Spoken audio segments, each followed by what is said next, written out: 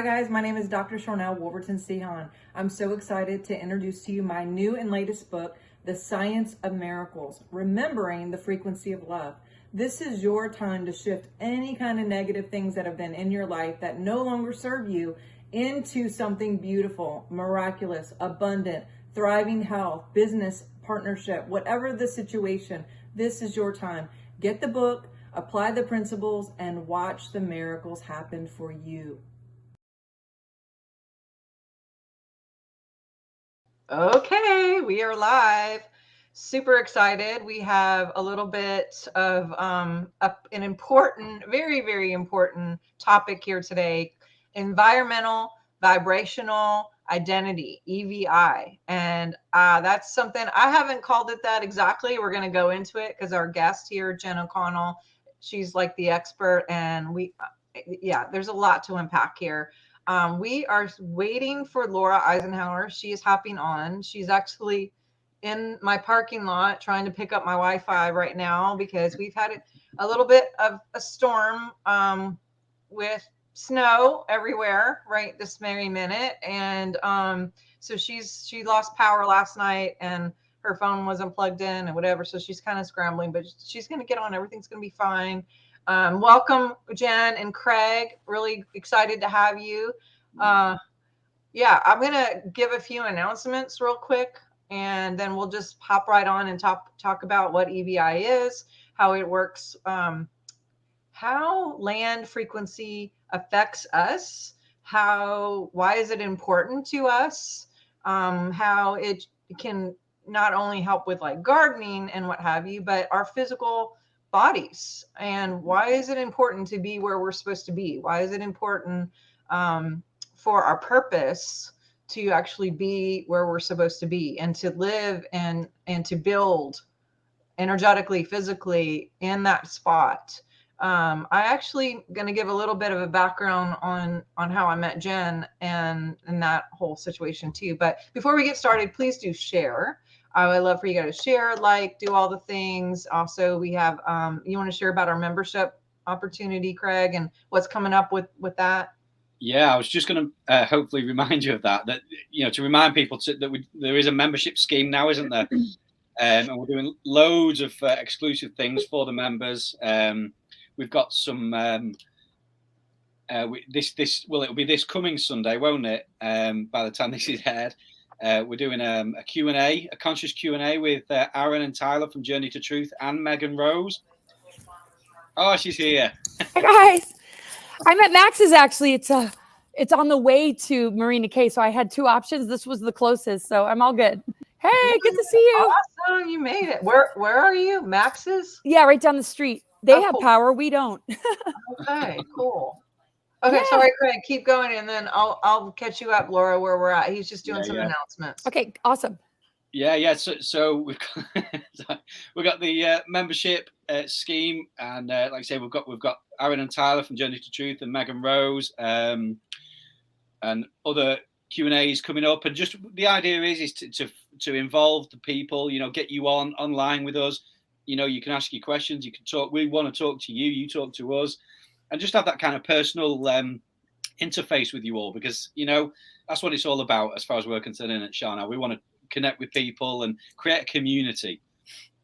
Absolutely. Well, we'd love to have you. And it helps support us to be able to keep doing this. We've been doing it for quite a while, like on our own, and paying for everything and graphics and producing and editing and all that. So this is a way that we can keep going. So I want to explain a little bit how Jen and I connected. I believe, I don't remember what conference it was, Jen, that it was an online thing, and maybe how did you find me first, or I found you? Like, well, it's really interesting. I actually found you indirectly. So I was on Megan Rose's Telegram channel because I'm a huge fan of hers as well. And she was advertising your bioidentical feedback, or your biofeedback scans. And so I scheduled a session with you, and that was how we first met. So now that helps me. Then we connected. I did a consultation with you, and it was just like, I wanted to keep talking. I was like, oh my God, this woman. And we ended up, I found out that you live close to me. And I'm like, what the heck? So I was actually going to be up in Montana to see Laura, and I had a class that I was taking for a certification for theta healing. And I'm like, I think Jen would like this. And I know it's totally crazy because I just met you, but you want to go do a weekend of certification and frequency healing? And she met up with me, and I was like, this I is said, crazy. absolutely, I wasn't going to miss that chance. It was such an amazing class and a really great experience, and I've been keeping up with theta healing ever since. So I was really grateful that you introduced me to it. But that's just the beauty of synchronicity and how land can bring us all together, because 3 out of the 4 of us all live very nearby each other, which was absolutely amazing. Laura, I didn't even really know exactly where you live, but it's wonderful to share space with you. So Oh, you super as grateful to have you well. on. Oh, thank you so much. Great Yeah, to see you guys. Yeah, last time I was home, Jen and I have been talking a lot about land because we had some land things happening. And I had a meeting with Laura, and I were going to have lunch. And I was like, and then Jen and I were going to get together. And I'm like, hey, how about we all get together? And so we all just I said, Jen, do you care if I bring a friend? And she's like, sure. And then I'm like, Laura, we met up for lunch, and we got on this topic. And I actually did not know about the astrology piece with the planets and the land connection. It makes sense, obviously. So Laura's going to bring in that piece. But this whole thing actually got started because so I'm from Montana. I'm sure you know that by now. Everybody knows. That's anyway, my heart. And what's interesting is there's 2 places in the world that make me cry when I get off the plane and land. And that is actually England, London, interesting, and also Montana, going home. Man, we have so much in common, Sharnael. I just weep. Yeah, And, I went to school. and University actually, I connect with that too. So, Do you and Laura, really? I know that yes, it has been my dream to go to England. I've We tried need- to book trips multiple times. Oh, And we got a tour. I also, before I relocated back to Montana full time, used to fly into the airport, and there's a particular shape of a mountain ridge that every time I saw it, it was like the stress of life just left, and I'm home. Yes, I would cry. I cry every time I come home and every time I have to leave. But yeah, so last time I was home, it was so funny, not funny, but I said to my husband, because I was out and about doing whatever, running errands, working a little bit, and I was just like, hey, everyone I would see, hi, how are you today? Or just, the lady at the shopping, checkout or whatever. And when we were walking out, I said to Brian, do you notice that everybody here is so nice? There's something about Montana. I'm telling you, I'm not like, it's not anything extra because I'm from here. I'm just saying, there's something. Has anyone noticed that people are happier here and blah, blah, blah.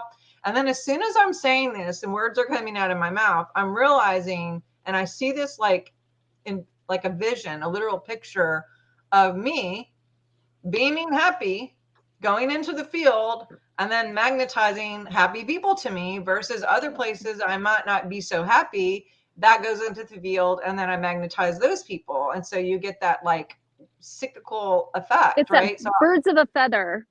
Yeah. You're all Yeah, vibrating at the same resonance, and it's feeling good. Yeah, so I called Jen after. I go, oh my God, I just got another piece about the land. It actually has nothing to do with the land. I mean, it does, but it's also like, I feel happy because I'm aligned. Therefore, there is a continuing, consistent response to my energy. And I pull in whoever is supposed to be a part of my purpose, or whatever thing I'm calling in, or whatever's going in, because of my own happiness, versus being somewhere you are not happy, and walking around being pissed off about being where, being stuck, or feeling that you got to be there or whatever, and then attracting angry people or annoyed people or whatever. And so I brought that into the piece, and I was like, oh my God, this has nothing to do with the land, although it kind of does. But it's also like me and where I'm at and the importance. And I know like ancient scriptures, which I'm not a big Bible person, but I have studied the Bible for quantum physics. And, there's several times in history where someone felt a call to go to another land, go to Bethel and lay your head, or go to this foreign land and leave everybody and just go there, and how you go, and then all these things, like seek ye first the kingdom, and then all these things will be added unto you. It's like, go there and I'm going to tell you a message. Go there, I'm going to give you some information, inspiration, creativity. Go there and blah, blah, blah. And how that just sort of rolls into it. And then the other part that I was thinking is, and I was reading about this, my husband gardens. I know Laura and you guys definitely do that too. Kevin and Brian are like the thing about all that.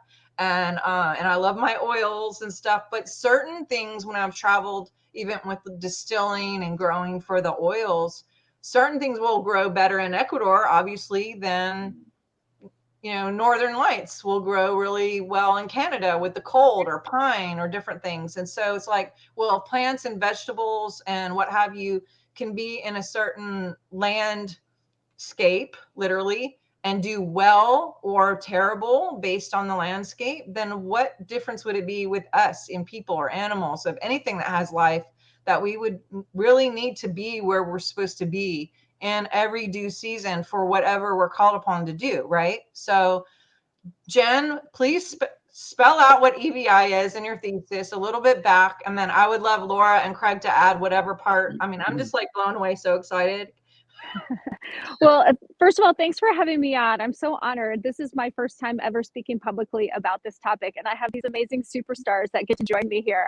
I'm such a fan of all of you, and I've been watching your podcast. And Laura, I've been watching you for years, so I was a total fangirl when we met at lunch. I hope I didn't show that too much.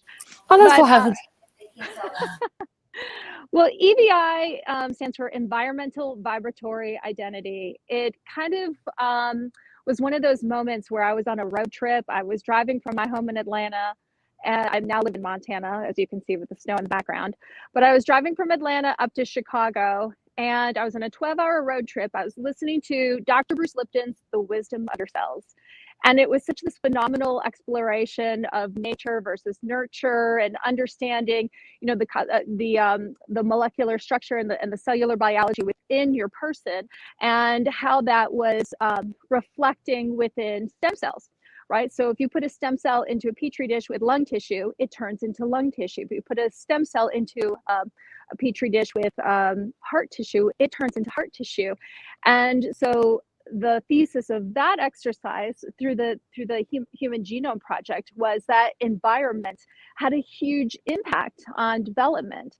And so as I'm listening to this, there was just this sort of epiphany of, well, if that can be happening within ourselves, of our cellular biology, what would that look like if that was superimposed on a macro level of human beings all within an environment, and what that does to impact how we live, how we interact with others, our mood, Sharnael, our ability to release stress, our happiness quotient, all of those things that make us who we are. And why can we be happy in one place and someone else can join us in that same place and not be as happy?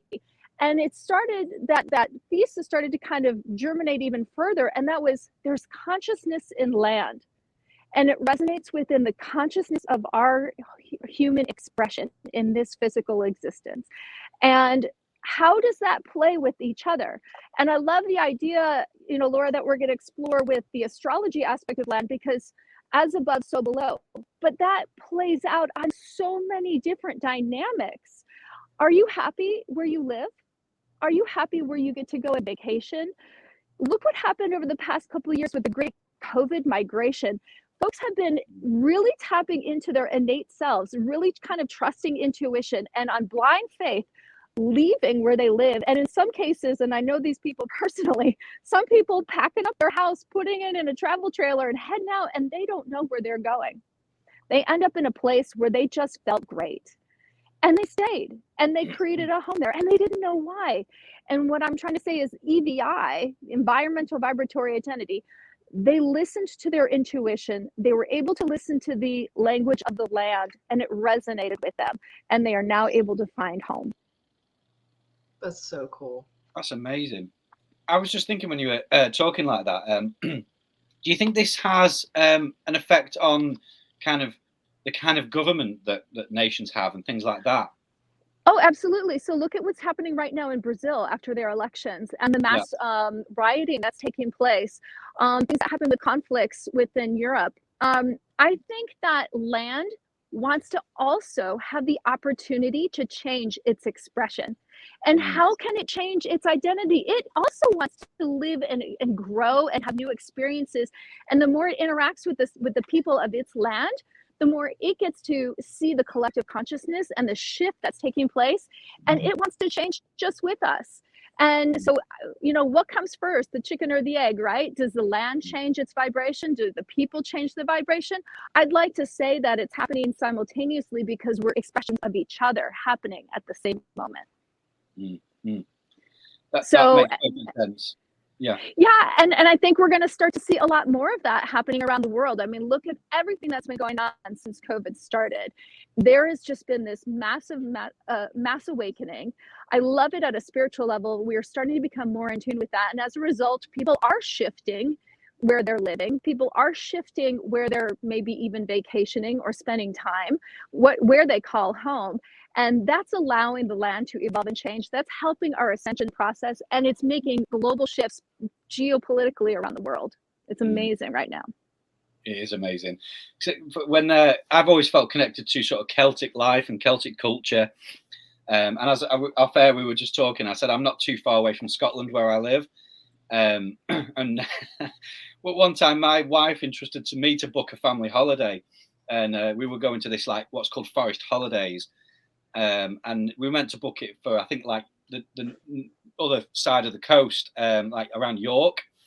I completely booked the wrong place, and we ended up in Scotland. But we only found out a week before we went, so we'd have driven to York, and we realised we were meant to go to Scotland. Anyway, we had a Scottish holiday, and I have never felt more at home in those Highlands in my entire life. That's beautiful. And it was like, it was just next to Loch Lomond. Obviously the lochs are huge in Scotland. And just being in nature, it's like I've never had such a sense of home, even though, I live in England. I'm clearly English. There must be something. I've always thought, is there something genetic that, our DNA connects with as well? Yes. Is that a thing? Yeah. Yes, that's what I was about to say. That's literally in mine. It's like there's an activation literally in the cells. And there's an imprint as well. Like when we're born, there's an imprint not only from the planets, but the location of where we are simultaneously. And that's why I was interested in the astrology, because there is something to the ether of the planet and the planets that connect with the DNA of that imprint when we first come into this place, not just when we're incarnated into our mother's womb, but even when we exit her body and come in, and there's just this whole other level. I love it how you were. Yeah. Go ahead. I was going to say, but we leave energetic signatures wherever we go. Absolutely. And there's the land maybe needs your energy just as much. Maybe that hotel change was because that space needed you. It needed your vibration. And maybe you've been there in past lives, or whatever your belief system is, or maybe it just, there was some essence it wanted to express through you. So there's never anything wrong. It's always very synchronistic. I thought that as well. Well, one of a place I really, really wanted to get to, and it could just be a coincidence, but I'd like you guys' thoughts on it. I really, really wanted to get onto the island of Iona. I don't know if you know Iona. No worries, Laura. So Iona is like an island off an island off the west coast of Scotland, and it was basically the birthplace of Christianity in the UK. Loads and loads of history there. Like there's a monastery there. It used to be monks on there. Really, really historic place. And I really felt the call to go. So I drove for hours and hours. We had to get a ferry over to an island, to drive on that island to the other side. And as I drove up towards Iona, the most humongous storm came up and blocked us. We couldn't get on the island, and I was devastated. No. I don't know if that was a coincidence or what, if there's something going on energetically. But I will get back one day. But like Iona, those Scottish Hebrides Islands, they're just, they're stunning, absolutely stunning. Okay, I think Laura can talk now. She's been having some issues with the tech stuff in the background, and so we've kind of held off. I wasn't like trying to keep her away from you guys, I promise. But no, this is perfect. yeah. I went into Max's, was able to get somebody was having a meeting right behind me. They were making a noise, so it was perfect just to listen. And now I'm in a vehicle close enough to get a signal. And I almost went to Marina Kay to pick up on a signal connected to you, Sharnael. So it's so wild because I was like sending you my password. I'm like, go to my house. No, it's like, okay. I'm like, there's a good idea. And then, oh my gosh, Kevin came up with Max's, like, duh. So, and that's closer. So I was able to jump on. But it's wild, the Montana connection and the connection with England, Ireland, Scotland, Norway, you know, just Norway. Our genetics, right? And just how we feel at home in these places. I was born in London, England. I was born at home. And I moved back when I was about 12. But I went back every year, and we would travel around, go to places like Yorkshire and Cornwall and Brighton and the White Dover and where the White Horse is, and you know the areas of King Arthur and the Loch Ness areas, of course, and the Sherwood Forest. And all that stuff we explored when I was growing up. What's that? I lived over there as a kid, and then I went back over there for university. I didn't know. You might have been there when I was there. That's so wild. Well, I mean, this is what's so incredible about these conversations. And I remember going up with my cousin, taking a train up to the Highlands near Inverness and hiking around. And we stayed with a family friend. And I felt completely at home. We just hiked around and we stayed at the place. And it took everything to just remove me to go home and leave, even though it was like going home to another home, because there's so many spots in the States that I feel at home, traveling around a lot, you know, New Mexico, Chorrillos, Madrid, Taos, and Santa Fe, and Pacific Northwest, and the whole Southwest. I mean, and here in Montana, oh my gosh. So astrocartography, right? And I got to find out where you are, Jen, because I can't believe you're in Montana. So we should definitely meet up. And Sharnael, when you come to town, and Craig, when you come to the States, and then we all come to England to see you. Yeah. And I mean, the sky's the limit, right? So I'm so excited. What's wild is after I moved to Montana, I really started to learn astrocartography. I've already known how to do natal charts and medical astrology. And I was so interested in astrocartography, but I couldn't quite find the software or figure it out. And then I did about 5 years ago. And I realized that I'm on my Venus line, and my boys, Garrick and Gavin, are on their Neptune line, and Kevin's on his Neptune line. So the convergence of Venus and Neptune on the ley lines here in Montana are really, really huge. So when I do astrocartography, I refer to the natal chart. Like, what are the aspects to somebody's Venus or Neptune when you're in a particular area? Well, my Venus energy in my natal chart is fine.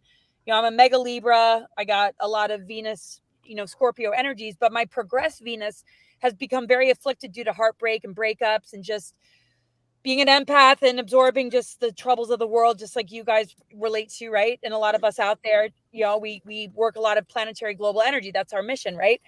But what's interesting here is the amount of purging that has taken place, processing, life reviews, but also manifesting dreams. I never thought that I would be able to be a landowner. And the fact that like I'm about to seal a deal and I want to kind of like leave it at that is so massive for me, because I used to not be able to pay rent. I lived out of vehicles. And I tried to keep out of the survival chakra when I was raising my kids, but I was lucky if I could, like, you know, afford a 3-bedroom apartment, let alone a rental in some of the places that we moved around. We lived out of school buses, vehicles, and vans. And it's like a miracle that the mission has become abundant enough to be able to invest in land to create healing and retreat centers, and to have an area that we can all just like come to and relax and unwind, and also just all the different areas that we can go camp and explore. And Sharnael, who was born here, who also has a huge piece of, you know, energy here as far as land and real estate, as well as Jen. It's so huge, the potential and opportunities and synchronicities and collaborations that we can all do, that will of course involve you, Craig. And then we'll go out to our homeland there in England and Ireland and Scotland, and freaking go nuts. And so, yeah, I'd love to do your guys' charts, look at the astrocartography. And even if somebody's not living on a line of energy, it doesn't matter. It doesn't mean that it's not home or it's not significant. But very often when there is a line of energy connected to the astrocartography and the astrology, there is a strong reason to be there to do something significant. So so if there's not a line of energy, it doesn't really matter, because the genetics will still be there, the feeling of home is still there, but you might feel drawn to places where there is a line of energy for a certain reason. You might live there for a couple of years, or meet people that are from there, or collaborate because there's a significant reason. But I'm sure you got a lot of lines there too, and all you guys do too. I don't know. I haven't checked my England, Norway, Scotland, Ireland lines recently because I was so flipped out about the Montana ones. It's just like there's not enough time in the day sometimes, but I'm going to dive into it real soon. And I look forward to having a gathering with you guys, and we can just pull out the charts and look at the astrocartography and have a really wild time together. That'd be awesome. That sounds That's amazing. I love it. Since you brought up a deal, which I'm not going to ask you about it because I kind of know a little bit, but also that is one of the things that drew me to Jen. And I would love for you to share a little bit about like buying and selling land. And I can give you an experience. I was trying to sell a property in order to buy a property for the use of a healing center and retreat place, which now we have. I mean, oh my gosh, there's so much weird stuff too. But anyway, Jen and I, because we had talked about the land or whatever, and me selling this place, it wasn't selling at first. And Laura was like, Jen was like, well, did you go to the land and did you just ask, to release the land and just thank the land and, talk to the land and see, how it can pull in its new owners and attract its new owner and like put it on the land a little bit more. I'm not just me trying to push and market and get a agent and what have you. And, that really helped so much because I literally just went out and whatever. And another piece, that's a whole different topic, but I was in limbo about trying to sell or not. And I kind of went to trying to figure out like, what's the right thing to do and where am I supposed to be? And Jen again was just like, have you talked to the land? And so like, I went out there and I had this place and I was like, look, what do you want? Land. I just need you to tell me house, just, whatever. Do you want me to facilitate you and bring people in for retreats and love and whatever? Is there an owner that's supposed to have this? Can you help me find that owner? Can you put out your vibe? If you're supposed to go, I love you so much. I thank you for all your great things that you've done for me. Those kind of conversations. And instantly things happened once I actually just made the step to actually have those conversations and communicate. But Jen, go into that a little bit. Well, it came through trial and error, like all of us, right? Where you have property, you're trying to sell it. I had the same experience as well. I had a newborn son and I had a brownstone I was trying to sell and move into a house with a nice backyard and, be a responsible parent. And I just couldn't sell this house. But, I had made a commitment when I bought that house. I was never going to leave. And this was years before I knew I'd be a parent. I just thought, I'd be single Jen forever and life would be great in this brownstone in Atlanta. And I had made a commitment. I was going to own that forever. And I could not sell this house for the life of me. And it was in a great location, priced well, showed well, all those things. And I had brought someone in to help me. And while he was on the property doing his thing, I literally got an offer while he was there. And it was the most magical experience after not being able to sell this property forever and ever and ever. And so I knew that there was something to it. And Sharnael, when you and I had our discussions, you were saying, well, let me pull the energy back in. Let me hold on to it a bit longer. And I said, no, you have to let it go. And you don't have to be physically stepping on the piece of property. We are all connected through vibrations and through energy. You can talk to something across town, across the pond, anywhere in the world, as long as you have a connection to it, it has a connection to you as well. And you just, through your mind and through your intuition, through your heart space, just talk to it and just say, I release you and thank you so much. And even it's like having a breakup, but like one of the most wonderful breakups, right? And I can't wait to see who your new owners are because you already know who they are. And I'm going to allow myself to step aside so you can bring in that new owner. And that's going to have this wonderful, magical experience. So you can see yourself land in a new expression through new families and through new interactions and new conversations and all those kinds of things.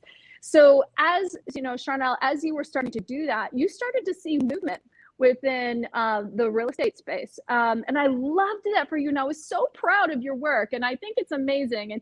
And it's, you know, if we buy properties that just aren't selling, you know, there's obviously, you know, we got to look at the different factors, right? Price and, you know, how is it kept up and what are the other conditions. But don't underestimate the power of you as a homeowner or a landowner talking to that land and saying, thank you so much for the most amazing experience. I now release you and I can't wait to see what you get to become next and see what happens. You'll be surprised.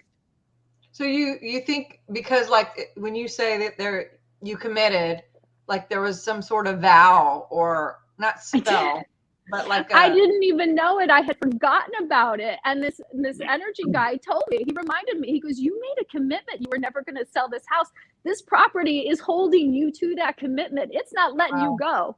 I had to make a new commitment. Gosh, and think about the spirits or the souls that were there, or what occupied that land or that property before you were there, and ancestral energies. I mean, I know that's all along with what you're saying. It's just so wild, though, the amount of energy. Oh my gosh. Well, my very, very, very first piece of land that I bought, I inherited some money to purchase it. And we couldn't build there for a while. And I would literally go on the land, hug the trees, you know, literally hug the trees and like look at these trees and be like, I wonder what all you have seen on this property. Like, what have you experienced here? Like, what in the world has happened on this property? Like, you know, those kind of things would come up, and I would just lay in the grass and I would be like, I love you, land. I bless you. This is so cool. You know, just that kind of stuff. And it was literally a miracle that I got this piece of property. Well, what is a miracle? A miracle is just manifestation of me getting in alignment, right? So it felt like a miracle because, like Laura had said, I'd never owned a piece of property. I never, you know, I've lived wherever. And so to be able to say like, this is mine, I live here, this, you know, I own this, and that's like a big deal. But talk about holding space, everybody. I would love to hear about, what about if you have to go somewhere and you don't really want to be there? Like, is it possible that we're just like called to go hold space? Any thoughts? Yeah, I had been to Eugene, Oregon before, and I love Oregon. I think Oregon's a gorgeous, beautiful state, of course. And Eugene just seemed, you know, like when I was there the first time, that's actually where I met my boy's father. I went to a hemp festival there. There were other things going on, and I was, you know, kind of passing through. And after I was in Ventura for a while with the boys, we had lived there for a good 6 years or so. They were getting to the age of, okay, well, what do you want to do past high school? Even though they didn't want to go to high school class, we did mostly online. They ended up getting a GED, which I totally understand because I wasn't a person that could handle school either, even though I had some good experiences, met some cool people in high school, and you have to have some of that experience. But anyway, it was like, okay, things are getting weird in California. That was when the pipeline or something was blowing in near LA. There was a gas leak. And it was really, really bad. And I was going through a really bad breakup, really like on and off again, like really like traumatic breakup. And I was like, okay, well, we need to move. And so Eugene just kept coming up, and Oregon, and the boys sort of agreed, and seemed like them finishing up high school or maybe looking to like further their education, that would be a good place to land. I had no idea that what hit me there would hit me the way it did. I had the worst time. We lived in such a small little house that I couldn't do readings or do online events or do what I normally do because the sound carried. And here they are, like, you know, at the tender age of like 17, their hormones are all crazy. And that's when they're sort of like angry at mom years, and they're just like emoting and they don't know what's going on, and all these moves and all these changes, and mom's devastated. And it was like in this tiny home. And I was just like, all I could do was like hang out in my van and just work from there. But it was like the energy was so dark, and I realized I was on my moon line. And I'm like, okay, moon, emotions, mother, but also emotions connected to the tragedies and traumas connected with their father. I'm like, man, I had no idea I was going to be in for this. I don't want to be here. Get me the hell out of Eugene.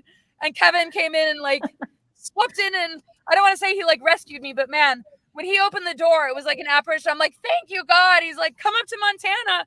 And I'm like, yes, I've always wanted to go there. And he's like, you know, no strings attached. You know, I just know that you guys need some help. And I'm like, yo, like, oops, I accidentally fell in love with him.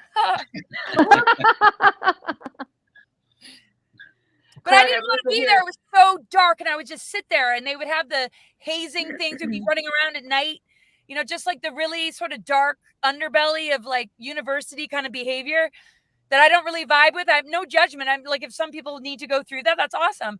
But like, you know, it was just like, I don't know, I was processing so much, and I was just in tears. I felt like I was dying constantly. And my mom like really had my back. It was amazing.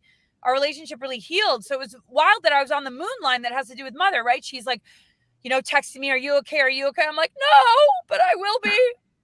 So almost like this weekend, this Samhain energy like kicked my ass big time. But that's all I wanted to say on that. So I'll be quiet now. It's all good. Now, like, as you're talking, all of you, I'm just thinking, you know, the how do you want to call it, the cabal, the negative ones, they know all this stuff, don't they? They set up, you know, their lodges or their buildings in certain areas. They're very strategic about it. They know all this stuff, and particularly the astrology side of it as well, that Laura's talking about. I'd love to sort of delve into that because, you know, thinking about Scotland, you know, we have, is he called Balmoral House? Aleister Crowley had a house on Loch Ness because he knew this stuff, and he knew the energy that was there, and he connected with the land in a not very nice way. I mean, that's where he actually did a lot of stuff, where he actually tried to open up portals to all kinds of different things in that house. And as a side note, it's the house that Jimmy Page from Led Zeppelin bought because he wanted that energy as well.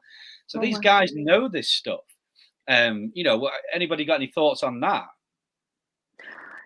Yes. Please. So did you ever read the book The Creature from Jekyll Island? No, not myself. About when you talked about the cabal, it's about the creation of the Federal Reserve System in 1913. And Jekyll Island is an island off the coast of Georgia in the southeast of the United States. And it was this place where the elite came. They all had these special lodges, and they basically came up with the guidelines of the Federal Reserve System that we are now part of, you know, the central banking system today, or shall I say, it's, you know, it's in the process of, you know, going through its own evolution right now. Yeah. But one of the founders of the central banking system, and of whom this book was written about, his lodge was sitting on some sort of a sacred site for the exact same reason that you said, Craig, because he wanted to harness that space. Absolutely, the elite know about this. They say that millionaires don't advise astrology, but billionaires do. Yeah. And there's probably a reason why some of these things, these practices, these belief systems have kind of given a little bit of a giggle factor of, oh, you look at ley lines, or, oh, you think of the occult, or, you know, you look at spirituality or metaphysics. But I think that it's done as a distraction because it is so vital and crucial to their entire structure. And it's something that we're all tapping into, and it's part of our innate God-given abilities to be able to interact with the world in this way. And ley lines, there's power in that. I've heard stories of people where just by shifting their bed off of a ley line, they didn't even know it was on a ley line. Just by shifting their bed from the east wall to the west wall, they were able to sleep better at night. Wow. It's very powerful, and our bodies interact with it in such a major way. Yeah, that's really fascinating. Speak about the holding space, Jen. What do you think about that? Well, I think what I've been told is that just all of us being here influences the earth. Just our presence alone. So if we've always wondered, what is our path? What is our divine, you know, gift to this world? Why are we here? It's really just to exist and to bring our energy to the earth and to help raise the level of awareness and energy and the vibration of the earth itself. Just our presence of being here alone is that gift to the earth. So holding space, quite literally, is healing the vibrations around you. And, you know, even going into a party, when one person enters the room, the whole mood shifts. Same thing at work. You bring one new person into the team, the whole team dynamic shifts. There's something to be said about the energy of people. And businesses also relate to that too. When I was writing EVI with my thesis, I actually started identifying characteristics of land.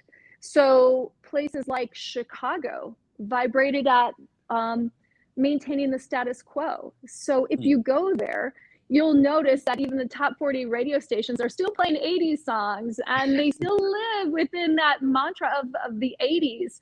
Is still very, very prevalent within that culture. And I know that because I grew up there and I still go back there frequently. Atlanta, to me, had this vibration of change, to get to know yourself in a new way. And nothing could be truer than having a company that resonates with the vibration of the land. One of the companies that's headquartered in Atlanta is the airline called Delta, which is the Greek symbol for change. And this is where Martin Luther King came in. And, you know, we've had a whole bunch of things that have happened since the 1996 Olympics, when the city really hit the international stage pretty heavily. And all of a sudden, all these skyscrapers started building and coming, you know, into its own. It really just found its rebirth, its renaissance. Even when you go to California, California has the vibration of self-expression, and different aspects of it can be true as well. So if you go to Silicon Valley, it's the self-expression for the sake of innovation. If you go further south to LA, it's self-expression for the sake of entertainment towards others. So holding the space could also be holding an identity. Well, okay, so I'm going to go a little further. How can, I'm sure people that are watching are kind of thinking the same thing. If you're at a place and you're not happy where you are, but you don't have a way to go, or you don't even know where you would go, or maybe you're just, I don't know. How can you tell if you're called to a place and you're just there to hold space, or if it's time to go? Like, how do you, what kind of things will start showing up? Like, how do you, I mean, obviously we're going to follow our gut, follow our intuition, but Laura had just mentioned Eugene kept coming up. So she goes, but then finds out like this totally sucks. And she's like, someone get me out of here, which she did. And I have gone to places for like a short period of time where I felt called, or even bought a property and then like immediately was like, okay, now I feel like I need to get rid of this property. And I was corrected by another person who said, let's not just say, let's get rid of, let's say, get a return on my investment to put it in something else. Because with words and spells. But how do you know, how can you identify, speaking of identity, when is it time to go? When is it time to stay? Can you stay too long? Like, how does it affect you if you stay somewhere where you're not supposed to be? That kind of stuff, you know? Well, I'll say for a personal example for myself, I don't resonate very strongly with Las Vegas, but I go there, or I'd gone there once a year for business conferences. I used to work for a Silicon Valley tech company, a top 50 company that, is in every business around the world. And so this big, huge conference every year in Las Vegas. I would get there. It's a 4-day conference. Within the first 24 hours, it's fun. Sure, you meet up with all of your colleagues. You're having a great time. It's an international city. But then the vibration of it is kind of a lower vibration, and it would start to kind of alter my mood. And, it can result itself in indulging too much in alcohol or staying up way too late, which is all, part of the fun party. For those that resonate with that, they're having a great time. But for someone like myself, where that was not part of my expression and my vibration, it really drained my energy. So if you feel tired, if you feel exhausted, you get moody. I think we can all relate to that. And some places you're going to feel it stronger than others. Sedona, Arizona. I love Sedona. I love going down there. Arizona is fabulous. I have such an amazing time anytime I go down to Arizona, because I feel like the energy is really amazing. But going to Sedona, when you check into a hotel, they'll say, guess what? The energy is pretty intense around here. Sometimes people leave in the middle of the night and we never see them ever again. So you just know, you have to listen to your intuition. You have to honor your feelings. They're there for a reason. Very well said. Yes. Go ahead, Laura. I only have my camera off because I'm just maneuvering around so much. I don't want it to be distracting. No, I'm just really enjoying what everybody's saying. So keep going, you guys. Craig, you have any thoughts? I was just before we started, Sedona was a place I was going to bring up, so I'm really glad you said that, because there's so much activity in Sedona.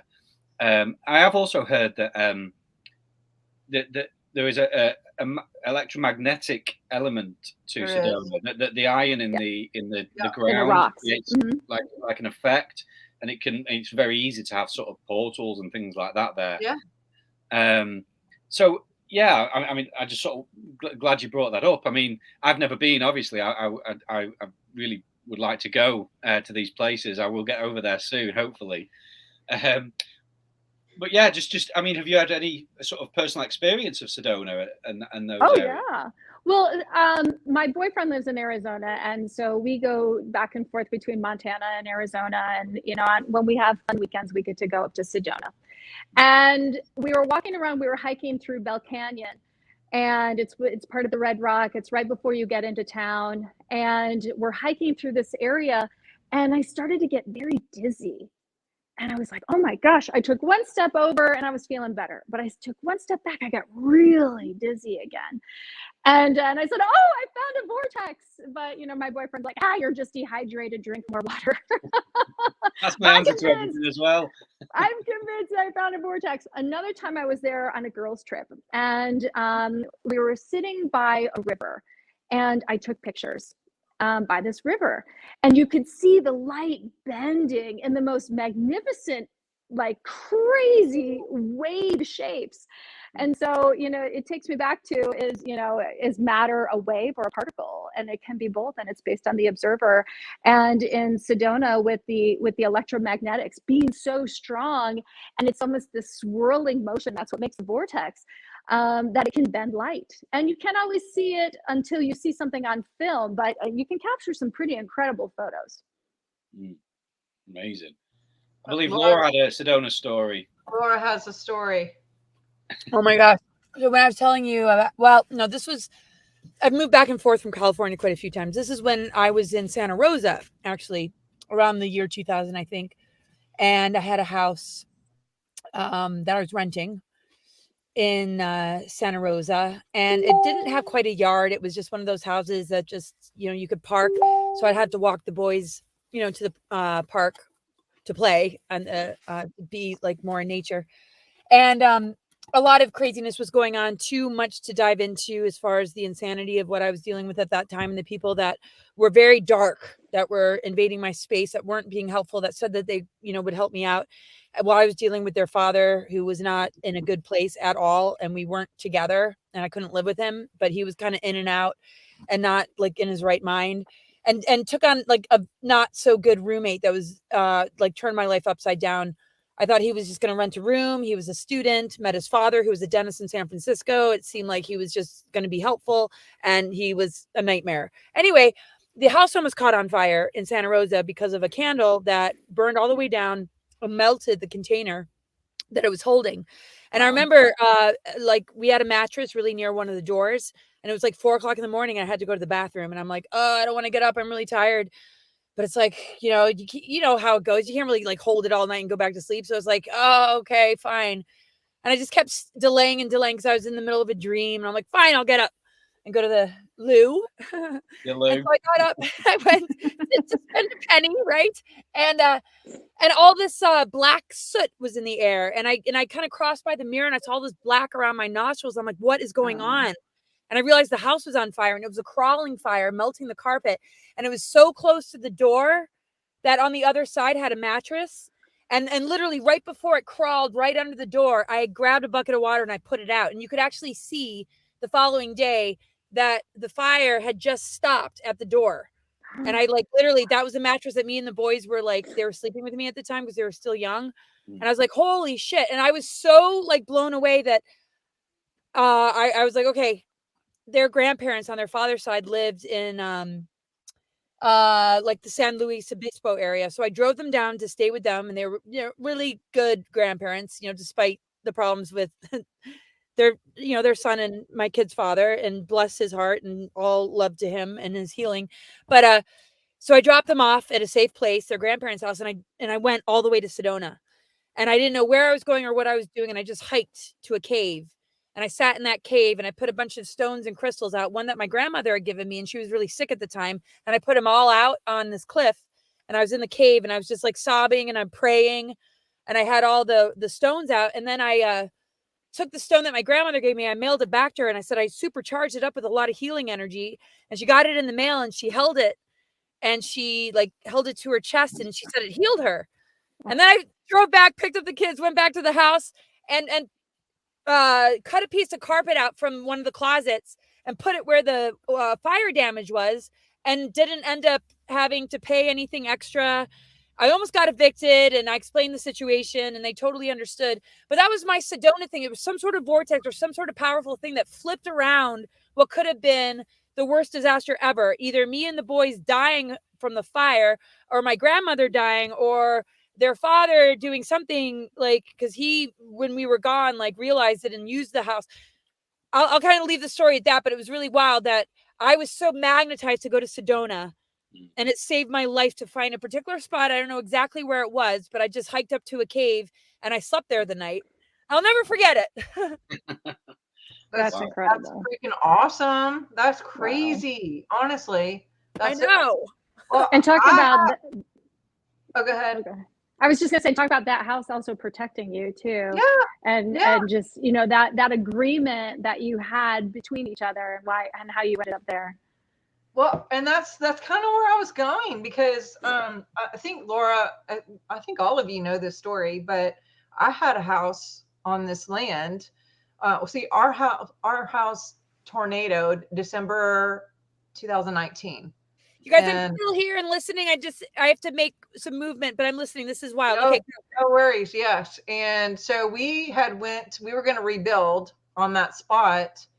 And when we kept talking to contractors and we would show them our plans, once we got them, everyone kept saying, "Oh, you're in Tornado Alley, cancel clear." And they said that like every time. And so the third time I looked at Brian and I was like, what the heck? Why does everyone keep saying that? And it turned out that I guess there had been a path now at like 3 times where it come right there. And we didn't ever get it. But that third time is when we got hit. We missed it before. So we decided not to build. You know, what's the point of building on that spot again if there could be a problem later and all of our investment just goes away again? And just the headache of tornado. I mean, the whole house was damaged, completely totaled, and 5 huge trees on the house. So anyway, we went and found this. I found a place that it kept coming up. It was completely not what I thought I was looking for. We were looking for something really small and just a temporary until we're out of here permanently. And when I went to this thing kept popping up on the internet for this house that was way out of our price range, not where we want, you know, just completely not what I thought. But so I told Brian, I feel like we're supposed to go look at this place. I know it's like nothing that we talked about, and it's not our end game, and blah, blah, blah, blah. And anyway, so we talked to the agent, and the agent scheduled it for the next day. And then she had like 6 more after. And when I stepped foot on that property, I started bawling. And I was like, what the heck is going on with me? I was like, what's happening right now? And it's on water. I have always been mortified, afraid of the water. Don't swim, like you just wouldn't get in a boat, like the whole thing, terrified. But I was standing out there, and over, I felt stuck, like in a good way. Like the lady kept coming, going, "Are you ready to go? We have these other places to go to. You know, we have more on time thing." And I was sitting on this deck, just bawling, going, I don't know what's happening. Telling my husband, what is wrong with me? What's right with me? What is this feeling? And all I could say when I figured it out was it was the closest I had felt to Montana in Louisiana that I could, you know, until I can get home. Like it felt close. There was something familiar about it, something really familiar. And just, anyway, it resonated. So we ended up staying there. It was an Airbnb at the time. And we made an offer the next day. And the agent came back and said, somebody just took an offer 30 minutes before you. And I was like, no, it's not possible. There's no way. And, you know, we stayed in the loop to make sure that it actually went through, because in my mind, I thought, this is not how it's supposed to go. Like, this is my house. And the strangest thing is, so I was interviewing a person to be interviewed for our show. called John Thomas, or Thomas John, who's Seatbelt Psychic. He has a Netflix series, like on and on and on. Well, he wanted to talk to me before we got on the show and just kind of see who I am, and I wanted to see who he is. And he starts talking about this property. And then he's also saying, like, your grandfather is so happy, and calls him by name, that that you were living by the water, because he loved the water. He had all these boats, you know, he's loving watching you, you know, seeing you by the water and stuff like that. And I was just like, my grandfather didn't live by the water. I don't know. I didn't really know my grandfather, but I'm literally calling him out and saying, like, I don't know what you're talking about. Like, that doesn't make any sense. Like, but he had his name. He had like all this information. Anyway, the house went through and we didn't get the house.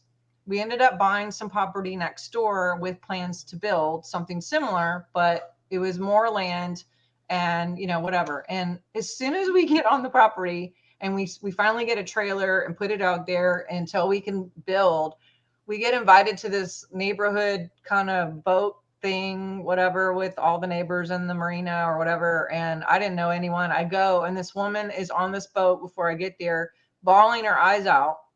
And I was like, are you okay? Is everything, you know, like feeling a little awkward? We're the only two people who showed up so far. She goes into this whole story about how much she hates it. She's from the north. She's living there. She's in the country. It takes a very special person to live in this the area that she's in. And I'm just like consoling her, and I'm like feeling her. I totally get it. I'm from the north too, and nothing against the south, but you know, I'm a northern girl and I miss my home. And anyway, come to find out, she's the woman that bought that house. And I was like, so how I found out is the girl who invited me. She comes. Oh my God, no way. She gets on the boat, walks in, and she's like, oh, you met Andrea. Yeah, she's the lady that bought your house. Like, she says this in front of Andrea and me. And we're both like awkwardly looking at each other going like, oh, that's interesting. So we have like 8 hours ahead to be together all day long. And in the end, we start talking, and we haven't built yet. So I was like, well, maybe I could buy it. I'm thinking in my mind, like, maybe I could buy it back from her. Maybe she hates it. Like, that just shows how some people can be somewhere and hate it, but someone else could be like crying and upset and going, this is my place, you know. But we ended up having a deal by 3:00 the next day for me to buy back the house that she didn't want. And she had built this huge garage on it, which we were going to do anyway. So she did it for me. She sold it for the same amount that we would have bought it for the first place, except for now there's like a $70,000 garage on there. And we're using it for a retreat center now. And I mean, it's just like crazy, but yeah, you guys have heard that, but just for other people who haven't, it's interesting how this all works, because it's like, can you be called to a home even, you know, like, what are your thoughts on all that? Well, the house that I'm in right now, when I was first looking at property, I was really interested in this house. I came through, I walked through the house and I said, okay, I'd like to make an offer on it. Apparently someone else had made an offer right before me as well. And I was kind of bummed because, it was in my price range. It was the right amount of square footage. And I was able to actually remodel the whole house later on. But, at this time, someone else had an offer on his house and they were going through with it. And I kept muscle testing. I'm like, this is my house. I've got to be in this house. And I muscle test and it said, yes, it's still your property. But it was confusing to me because in reality, it was someone else going through, the process of closing on it.